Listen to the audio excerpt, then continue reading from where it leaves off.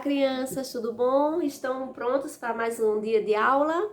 Então, hoje nós vamos estar vendo, tá certo, um conteúdo da disciplina de História. Vamos estar retomando no nosso livro, tá certo, na página 18, que fala sobre o tempo e a história.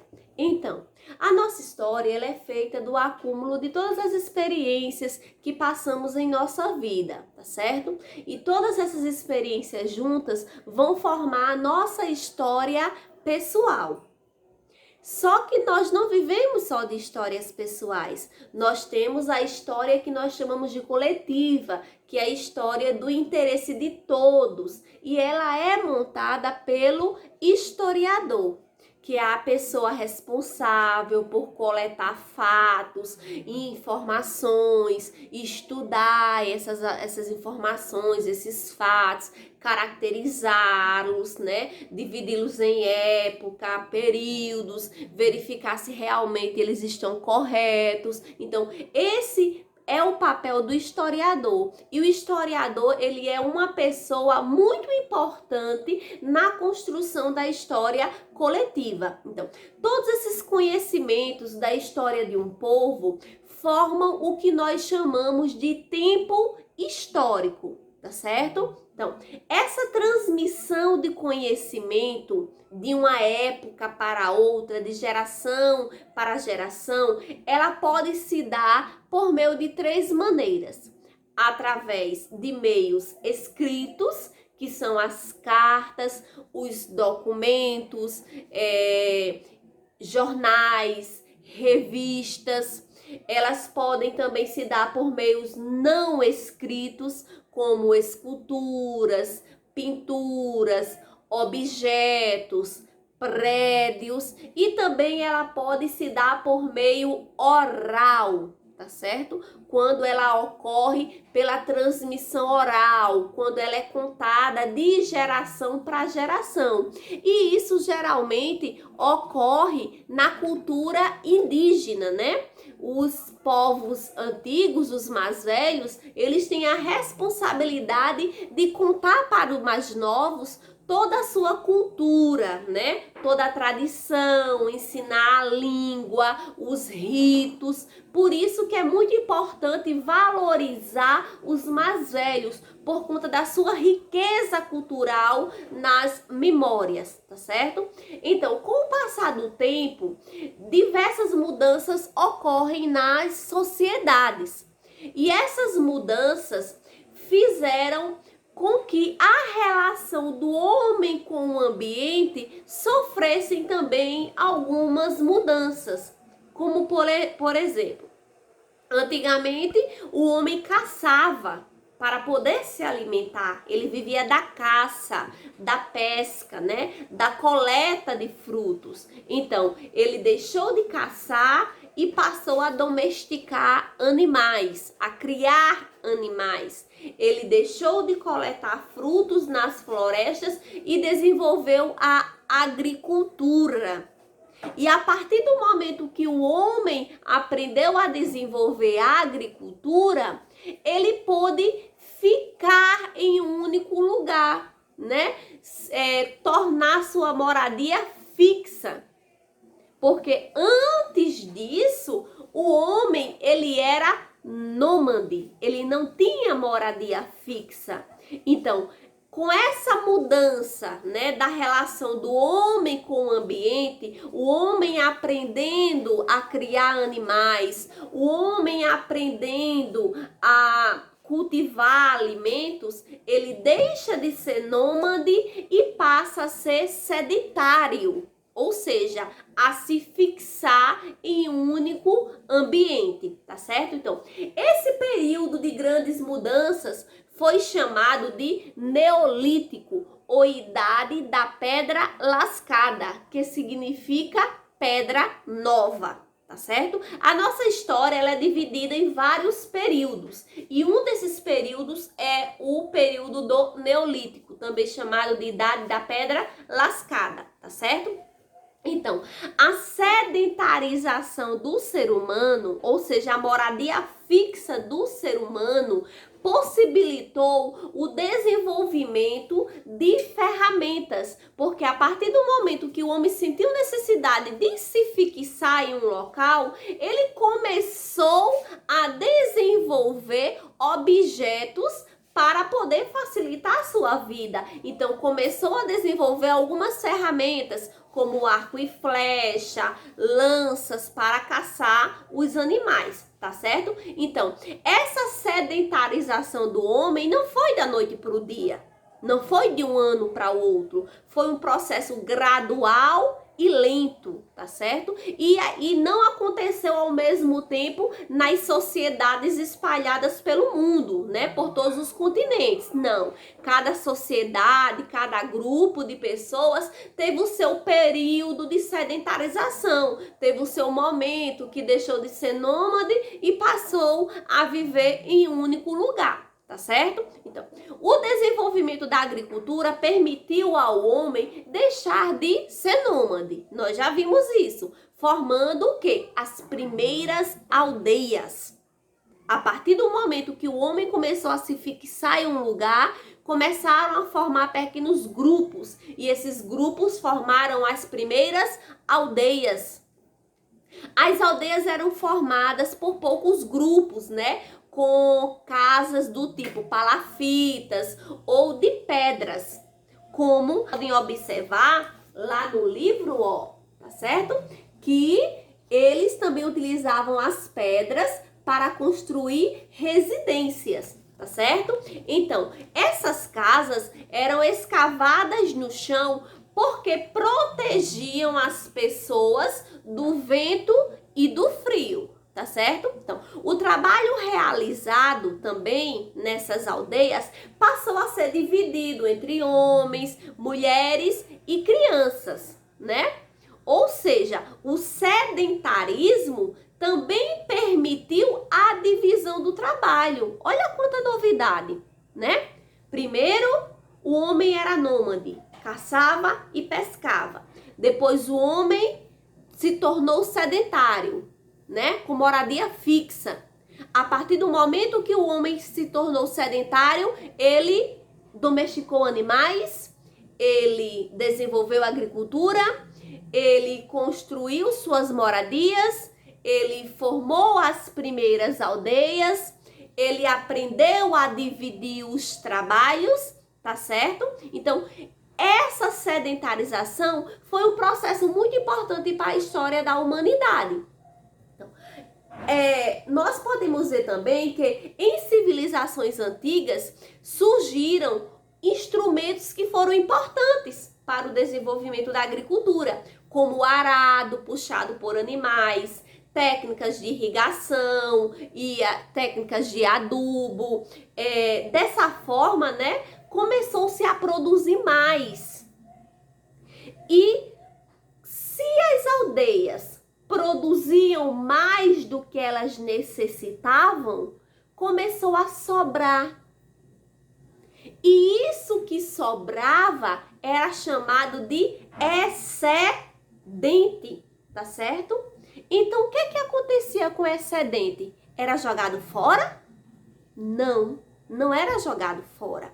Isso favoreceu uma nova relação entre as aldeias. Porque aquilo que era excedente em uma aldeia era levado por moradores dessa aldeia para outra aldeia e lá eles realizavam uma troca de materiais daquilo que era excedente de uma aldeia e da outra aldeia, promovendo uma nova atividade social que foi chamada de escambo, tá certo? Porque naquela época não existia dinheiro, então tudo era baseado na troca, né? Uma aldeia pegava aquilo que sobrava, por exemplo, uma aldeia que desenvolvia mais agricultura. Na outra aldeia, eles trabalhavam mais com a produção de ferramenta. Então, se estava sobrando alimentos em uma aldeia, se estava sobrando ferramentas na outra aldeia, então eles iam lá e realizavam o escambo, que era a troca de mercadorias, a troca de produtos excedentes, tá certo?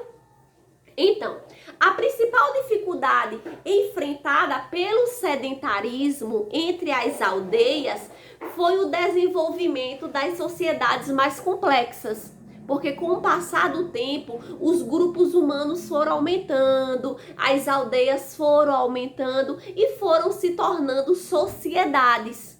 E aí foi ficando mais difícil administrar tudo, controlar as pessoas. E assim surgiu-se a necessidade de se criar regras e normas, tá certo? E também teve-se a necessidade de se escolher alguém para mandar, para dar as ordens naquela sociedade. Então, se dividiu quem mandava, quem obedecia, quem podia opinar, né? Então, a gente já percebe que de aldeias, né, foram se desenvolvendo, formando sociedades complexas, as relações foram ficando difíceis e o homem foi tendo que se adaptar.